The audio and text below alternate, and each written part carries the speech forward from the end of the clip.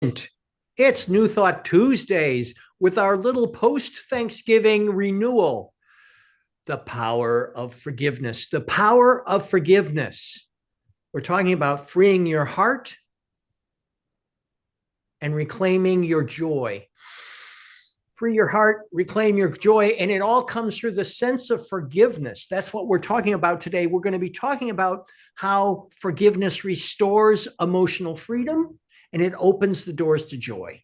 And then we have some practical tools to share for you. And then when we go into the inner circle, we are going to be talking about having a discussion about this forgiveness deeper and deeper, and a guided meditation as well. So if you'd like to join the inner circle, you can go to www.newthoughttuesdays.com and it will show you how you can get into the inner circle with membership and how you can join us for free for these talks. Hey, Richard.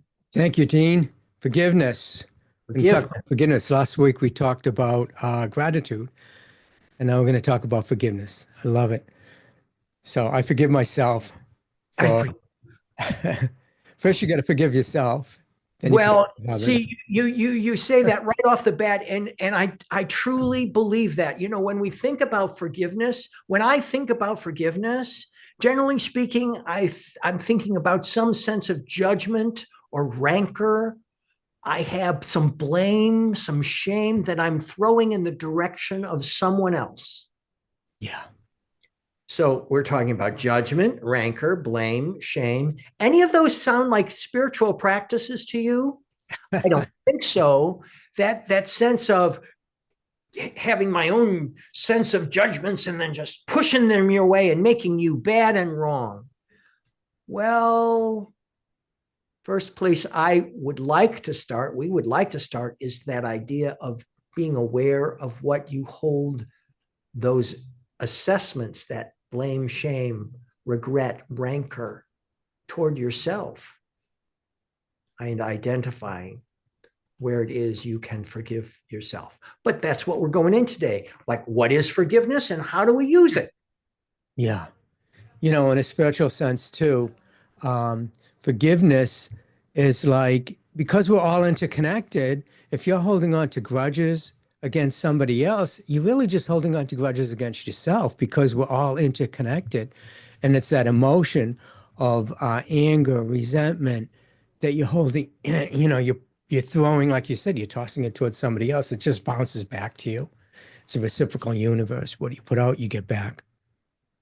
Oh, yes. I love the analogy of what is it when not forgiving somebody is like taking poison yourself and expecting it to affect somebody else. This forgiveness is a releasing thing. It is a spiritual practice of releasing that which does not serve you and releasing someone else who perhaps may not serve you. So I think the biggest thing that when I think about forgiveness, I think probably forgiveness of my dad.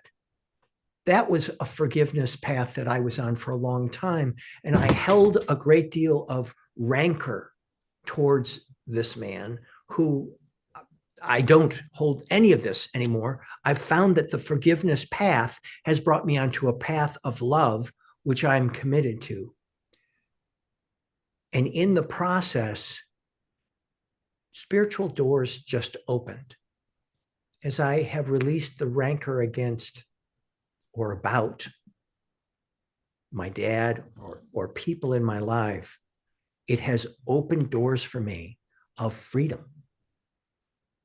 But Richard, when you forgive somebody, doesn't that mean that you're condoning what they are doing? If I forgive you, doesn't that mean, oh, that's okay, I accept what you did, it's okay, I condone what you did?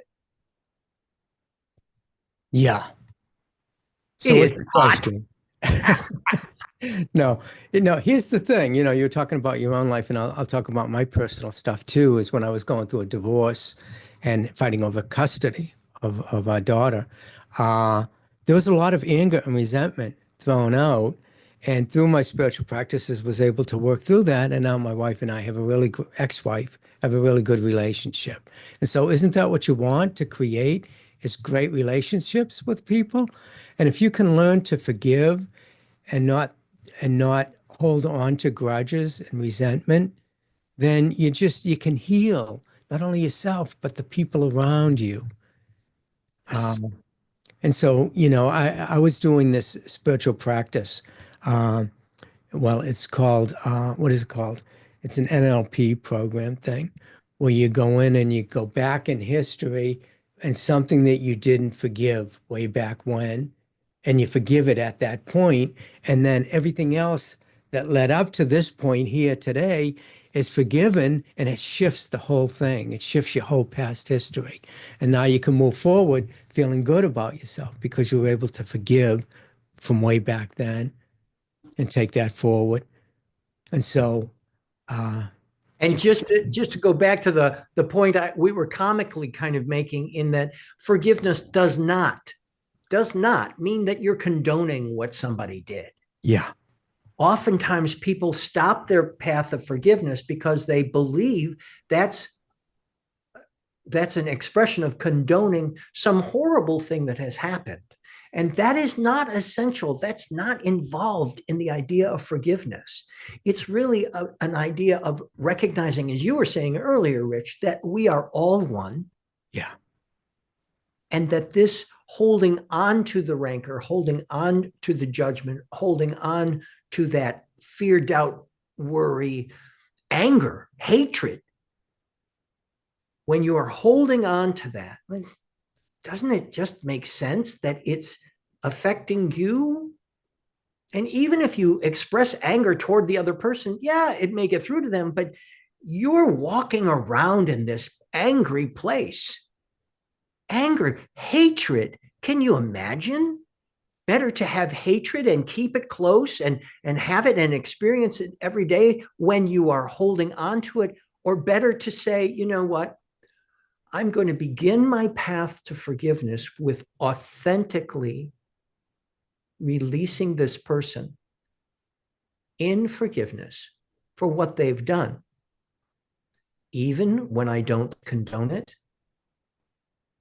I was watching something on the news and just sent me right into prayer, where a gentleman whose daughter had been killed, and it was just a horrible thing. It was completely unexpected, completely out of the blue, and in a very celebratory event was going on, and his daughter was killed just horribly. And the news clip was him talking to the defendant and expressing such deep hatred and rage. And great that great, not great, but I'm glad that he was acknowledging how he was authentically feeling, because that's so very important. yeah, And as we hold on to it, it just hurts us even more, hurts us even more. yeah, yeah. So, Richard, there's something new going around. This is kind of new to me, and it was someone, I forget who was calling on this. Forgive me, I'm not telling you the context, but I forgive you. thank you, thank you, thank you.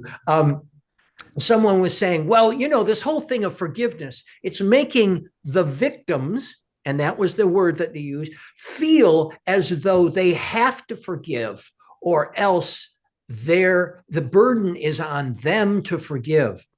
And that the victim, again, the use of the word, is burdening themselves. Yeah, This forgiveness.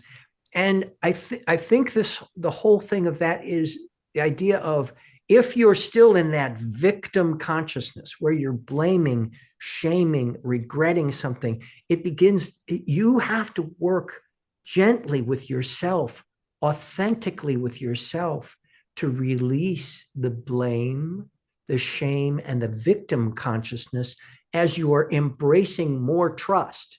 Because forgiveness is really on the way to trusting that we are all one, and we are all part of the same creative infinite energy, even though we may take bad actions and we may be the recipient of bad actions.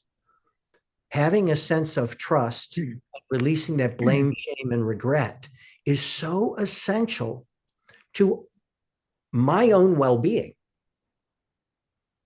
that I would rather the folks who are forgiving before they're ready to forgive, who there's okay, I forgive, but I'm really angry and upset. The idea in forgiveness is it's gentle, it's authentic, and it recognizes that we are all one and we all have choice. And so as we're forgiving, we're acknowledging that someone made a choice that we disagree with. But we're releasing that anger, we're releasing that rancor, we're releasing that fear, we're releasing that concern, we're releasing that victimhood. Yeah. And that's where the process of forgiveness is so helpful. And I want to stress how necessary it is. I remember a long time ago, I saw this video, how they put on these sensors on these plants. And it was like a Geiger counter. It was measuring the energy of the plant. And they played nice music, like classical music. The energy was in harmony. And when they started cussing and swearing and getting angry at the plant, all of a sudden the plant started to, sine waves and stuff started to move all over in a different position and stuff like that. And so, here's the thing: when you're throwing anger out at somebody else, you're affecting them and their health and their well-being. And not only that, but you're affecting yourself. When you hold on to that anger, it creates cancer, diseases, all kinds of things in the body, Temple, because it's an energy that is destructive. It's not an energy like love and forgiveness and joy and peace and harmony. It gives the body something an energy that allows the body to just grow and nourish. And so holding on to anger, you hurt other people and you hurt yourself.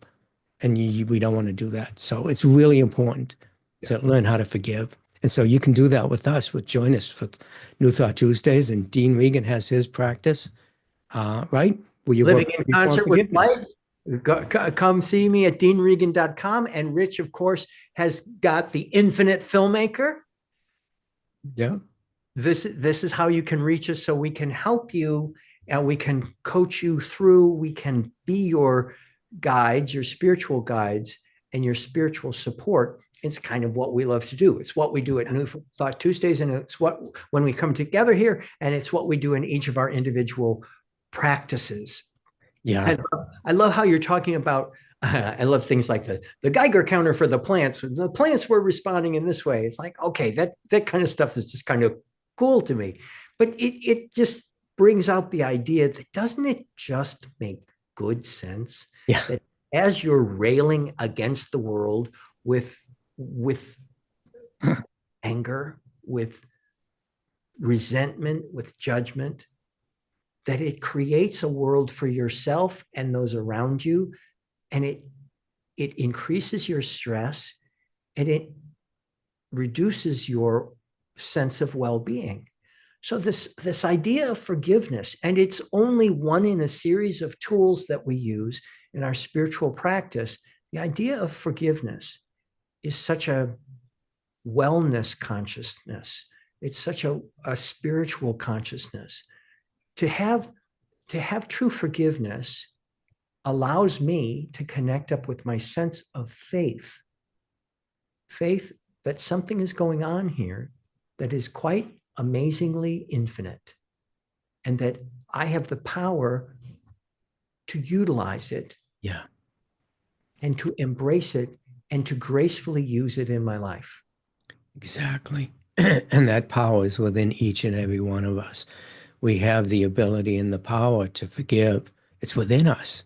It's innate in who we are as spiritual beings living a physical experience. It's within us to be able to forgive. We just have to allow that through spiritual practice to be able to reveal itself in and as and through us as unique emanations of the infinite. Yep. Yep. As the master said, forgive those, they know not what they do. They don't know what they're doing. Forgive them. That's the modern translation. They don't get it. Forgive them. Move on. Don't Yeah. have to keep them in your life. Yep. You can make the choices you want to make based on your divine right relationships and what you're called to do. You're forgiving others. Let's go back to that idea of forgiving ourselves. For talking about this practitioner, I can get to the point where I can really get down on myself for not being good enough, for not being expressive enough, or not being effective enough. And when I move into that position, there's a place when I have a divine desire to be greater. That's different than judging myself that I'm not great enough. I'm great enough. I am great enough. I'm greater than great because I'm part of that wholeness that is in each and every one of us. And I'm grabbing hold of it and enjoying that sense of upliftment for myself. And sometimes that requires and allows me to look back and go, you're kind of not treating yourself very well, Dean. A little bit of forgiveness might be good here, or forgiveness for not treating myself very well, or judging myself. It's an opportunity for us. That's why we sit in quiet and meditation, to just rise above. I remember one time I was in meditation, and that sense of the witness, I virtually saw myself being a rock'em sock'em robot with myself. I'm like, well, that is something else. Release that. Forgive yourself. Yeah. Release that. We were talking about some of the work that we do using different techniques and modalities to be able to heal. And one of them that I've learned from my University of Santa Monica was forgiveness. I forgive myself for judging myself for not being good enough. I forgive myself for judging myself for not taking care of things that needed to be taken care of. I forgive myself for judging myself for, and you just go on a rampage of forgiveness, holding on to your heart and just really forgive yourself. And then you can go ahead and forgive others. Yes. Yeah. This rampage of forgiveness, you can use it out loud. You can journal it. You can keep it solely in your sense of meditation and allow your energy to just forgive, and even re-forgive. Keep forgiving until if you can't think of anything else to forgive for, forgive again. Just that sense of, I love that idea of the rampage of forgiveness, to just keep rocking on with your open-hearted forgiveness, even when it establishes boundaries of, I'm choosing to say separate from this situation, this experience, or this human being, or this group of human beings, but to forgive and to move on in upliftment. Yeah. Love that part. Yeah. So join us on New Thought Tuesdays every Tuesday, 10 a.m. Pacific time, 1 p.m. Eastern time. Every Tuesday, you can join us by going to newthoughttuesdays.com. Got some information there for you, and come and join us every Tuesday. Come join us. We're going to go into the inner circle, which, as I said at the first of the live stream, you can go to www.newthoughttuesdays.com to find out more about it. We'll see you next week. Who knows what we're going to be talking about next week? I'm excited.